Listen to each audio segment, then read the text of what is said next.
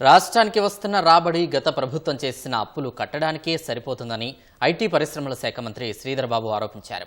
పెద్దపల్లి జిల్లా మంథని నియోజకవర్గంలోని కమాన్పూర్, రామగిరిలో పలు అభివృద్ధి పనులకు శంకుస్థాపన చేశారు. బీఆర్ఎస్ పాలనలో ధరణి పోర్టల్ వల్ల పేదవారికి అన్యాయం జరిగిందని, త్వరలో భూభారతి పోర్టల్ను ప్రారంభిస్తున్నామని వివరించారు.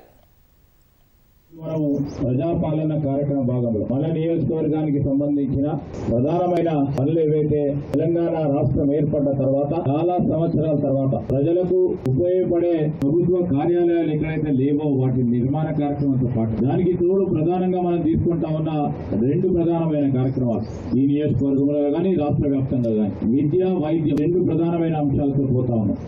ఉగాది పండుగ సందర్భంలో తెల్ల రేషన్ కార్డు దారులందరికీ మొట్టమొదటిసారి ఏ రాష్ట్ర ప్రభుత్వం చేయలేని ఆ రోజు మేము ఇచ్చిన హామీ మేరకు సన్న బియ్యం కూడా రేషన్ షాప్ల ద్వారా మొదటగా మరి ఉత్తమ్ కుమార్ రెడ్డి గారు వారి నల్లగొండ జిల్లాలో ప్రారంభోత్సవం చేస్తా ఉన్నారు.